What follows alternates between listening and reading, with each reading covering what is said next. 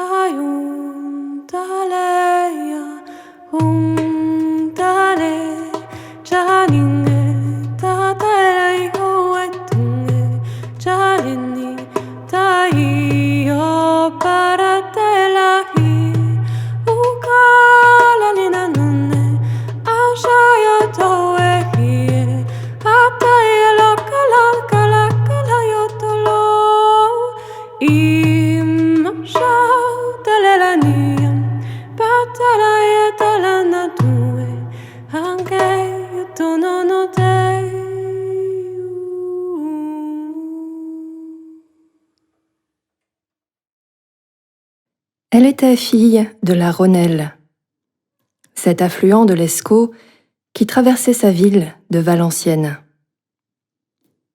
Elle aimait se baigner à la douce saison dans ses eaux, sortir des murs d'enceinte et gagner la campagne, rire d'enfance avec ses compagnons de jeu, courir vers le soleil sous les saules argentés, parler aux truites, aux libellules, aux ragondins, aux grues cendrées. Se cacher dans les herbes hautes et là, pendant des heures, écouter la rivière. La Rhônelle murmurait 2 secrets. Elle chantait que ces eaux qui coulaient sous les ponts prenaient leur source dans la forêt. Que des chênes centenaires, un troupeau de chevaux, un ange, une hirondelle, avaient versé des larmes pour elle.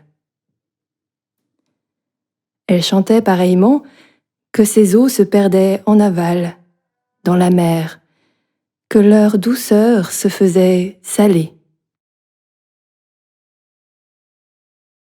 Près d'elle, Marguerite rêvait de s'écouler, de s'abandonner à la force du courant, de se jeter dans des bras grands ouverts, suivre le cours et les méandres de sa vie. Elle pressentait que l'attendait ailleurs un très loin, plus proche et plus intime encore que les rues de sa ville. Sa destinée sera de devenir eau vive, de répondre à l'appel du large.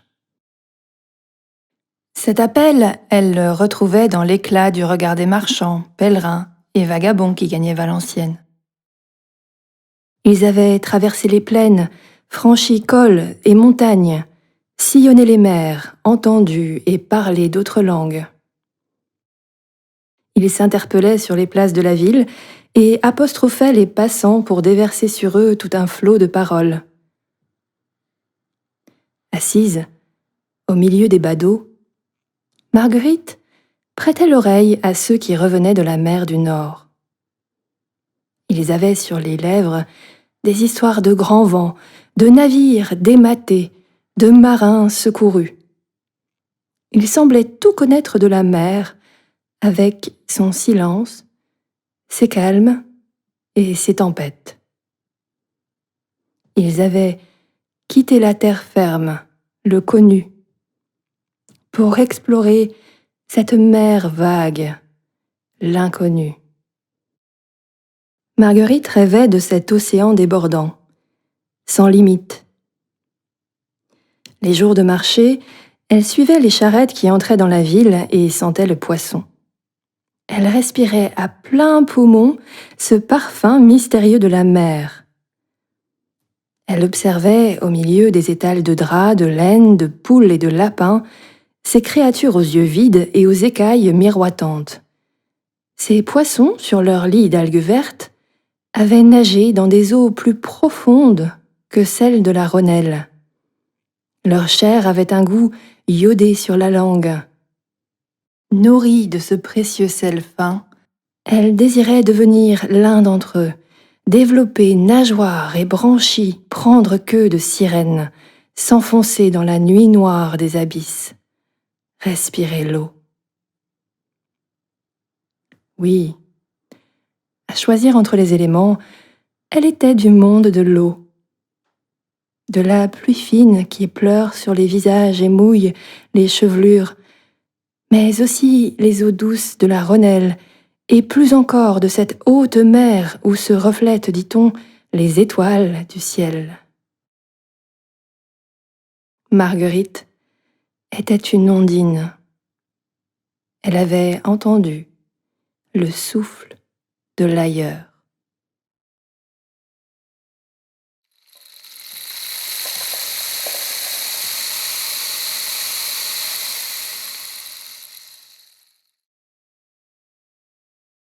Le père de Marguerite était à la tête de la corporation des tailleurs de pierre. Il lui avait appris, tout comme ses frères, à faire corps avec sa ville. Valenciennes, capitale du comté du Hainaut, au carrefour de la mer du Nord, des forêts des Ardennes et de la plaine des Flandres. Une ville marquée dans sa mémoire par le feu, la famine, la peste et les inondations. Ses habitants se savaient toutefois protégés par le ciel. Marie, la mère de Dieu, n'avait-elle pas ceint la cité d'un cordon pour empêcher l'épidémie de l'atteindre en son cœur? Si Valenciennes avait fait l'expérience de la mort, elle avait plus encore goûté à Amour, dont le miracle affranchit de la mort.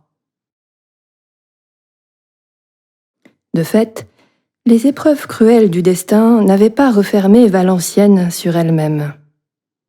Chaque deuxième dimanche de septembre, la ville reconnaissante faisait en procession le tour de son cordon pour remercier Marie de son intercession.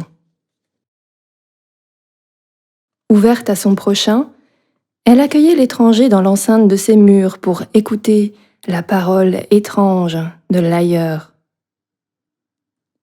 Les langues s'y déliaient pour colporter l'inconnu et les idées nouvelles. Les écus s'échangeaient, tout comme les savoirs, pour construire des lieux au pouvoir, au commerce et à la prière. Le père de Marguerite faisait partie de ceux qui transmettent ce qu'ils savent. Il avait choisi d'enseigner la pierre à ses fils et l'histoire sainte à sa fille. La Bible pour Marguerite, c'était donc les genoux de son père qui en connaissait les visages pour les sculpter sous les porches des églises. C'était aussi ce livre, entreaperçu sur le lutrin les jours de grandes fêtes, que tous se disaient saints et entouraient du plus grand des respects. Entre David, Esther et Salomon, elle connaissait sa chance. Son père savait que ces vies de berger, de reine et de roi sage sont un grenier à grains. Mieux, une terre ensemencée pour récolter des moissons essentielles. Il désirait nourrir sa fille, non de paille, mais de grains. Fête après fête, Marguerite apprenait donc à désirer les lettres, mais elle préférait écouter, comme elle écoutait la rivière.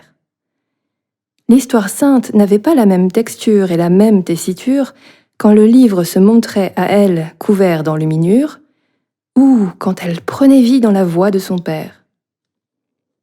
Elle écoutait alors les images qui s'échappaient de ses lèvres.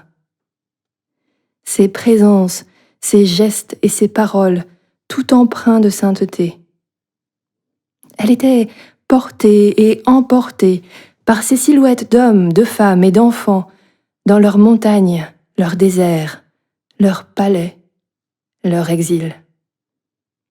Elle rêvait, elle voyait, elle vivait.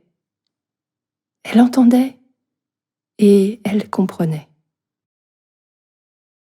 Si sa mère la laissait se baigner dans les eaux vives de la Rhônelle, Son père la nourrissait de cette histoire sainte.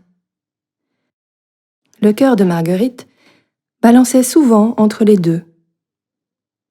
Elle avait comme deux livres ouverts devant elle pour la guider sur les chemins de la vie. Celui de la rivière, ruisselant de lumière, et celui de la Bible, riche en grains de prière. Elle apprit à se baigner dans l'un et dans l'autre, à se nourrir de l'un et de l'autre, à écouter l'un et l'autre. Tous deux avaient un parfum qui lui montait à la tête, ce parfum si précieux d'amour.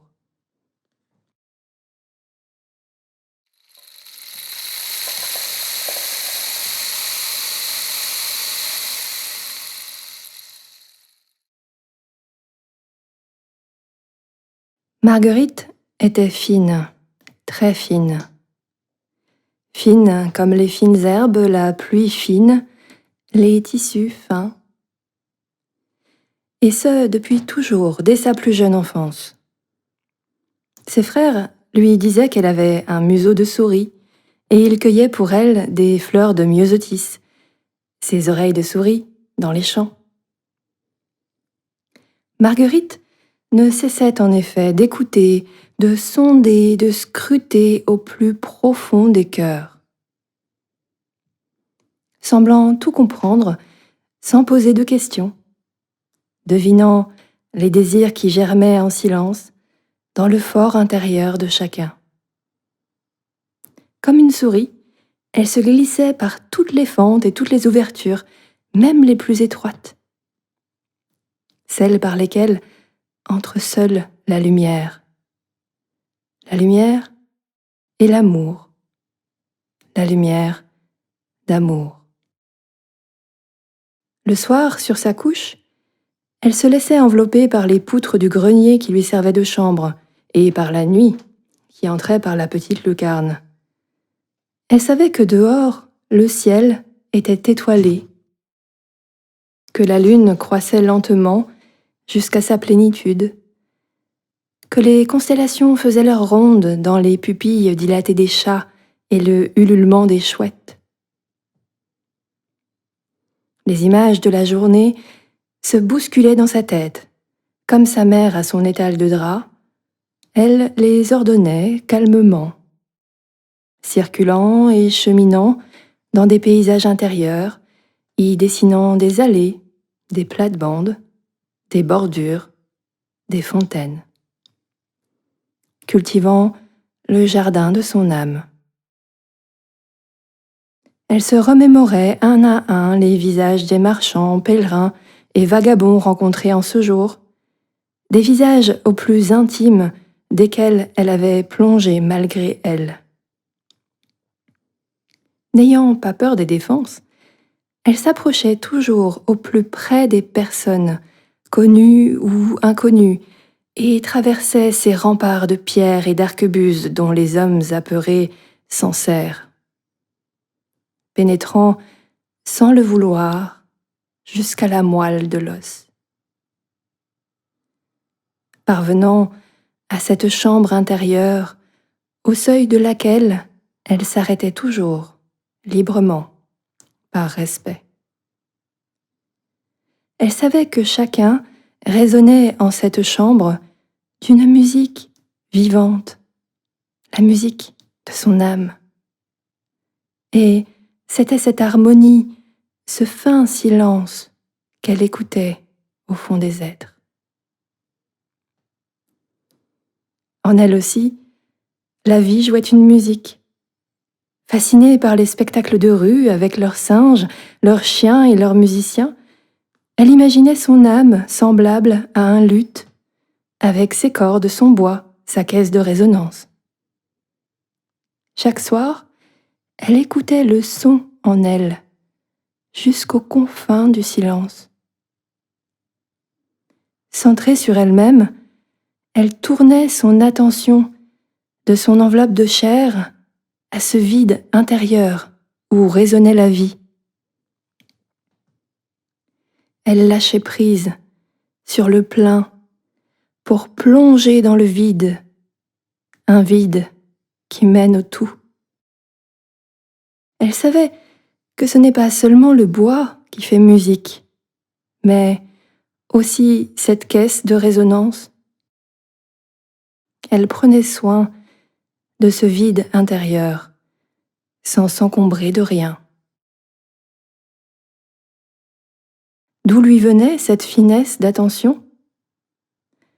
Peut-être des heures passées avec les truites, les libellules, les ragondins, les greux cendrés. Par ces jeux de l'enfance, elle savait que les créatures se guettent et s'écoutent autour d'elle, qu'elles se cherchent à tâtons, veillant à leur respiration commune, qu'elles chantent et se répondent pour qui a l'oreille suffisamment fine pour entendre leur souffle dans le plus fin silence.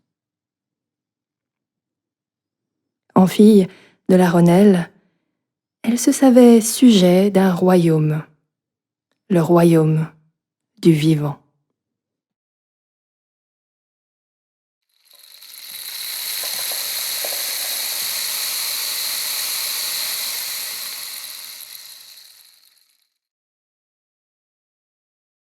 À l'âge de 12 ans, cet âge du premier sang où les filles deviennent jeunes filles, elle fut éblouie par la souveraine, reconnaissant en elle la reine de ce royaume qui semblait échapper à l'attention des hommes. Ce fut d'abord 2 mains à l'étal de sa mère qui vendaient un nouvel arrivage en provenance du sud. 2 mains gantées qui ne se découvrirent que pour caresser les coupons de lin, en apprécier la qualité du tissage et la perfection de la teinte. 2 mains, fines et blanches, d'où rayonnait un grand silence. 2 mains, prévenantes et aimantes, qui s'y connaissaient en tissu. Comme si toute l'attention de cette femme au manteau noir avait reflué au bout de ses 10 doigts. Une femme de simples mains. Et parce que ses 10 doigts avaient surpris l'émerveillement de Marguerite, celle-ci vit se pencher sur elle un visage et un sourire radieux. La souveraine la salua de ses yeux qui irradiaient de lumière et de joie. Dès ce jour, Marguerite prit l'habitude de rendre visite, derrière les murs du béguinage, à la souveraine. Elle franchissait le porche, ouvert dans la journée, et traversait la cour avec son vieux tilleul pour gagner la maison de la maîtresse des lieux. La souveraine l'accueillait avec un verre de lait, une tranche de pain et un regard complice. Comme les chevaux et les chats, elle se reliait d'emblée à ce qui, en Marguerite, se faisait toute écoute. « Tu as un cœur en or », lui disait la béguine. « Laisse-moi te prendre, non par la main, mais par l'oreille du cœur. »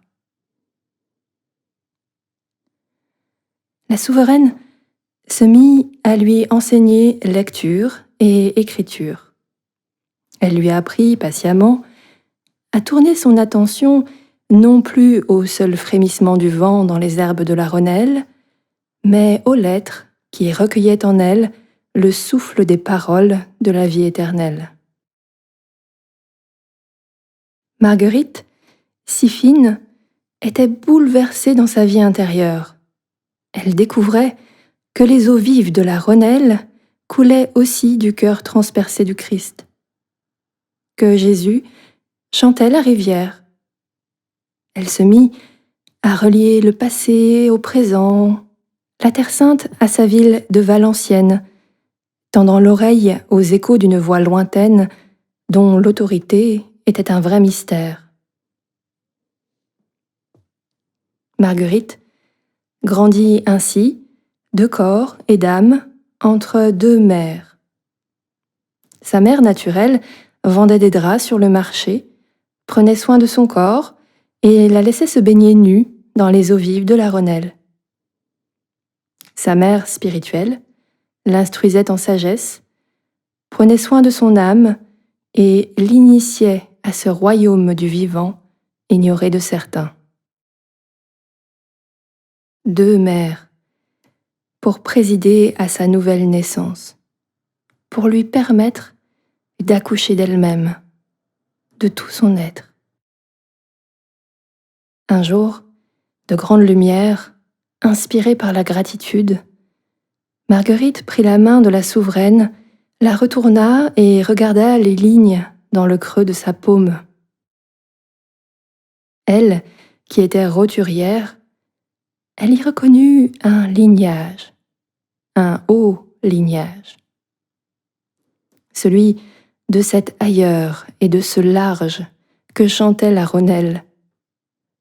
Elle sut, surtout, qu'elle était de la même lignée, celle de l'ouverture du cœur, de l'attention au vivant, de l'écoute et de la résonance intérieure. Elle venait de découvrir la noblesse d'âme.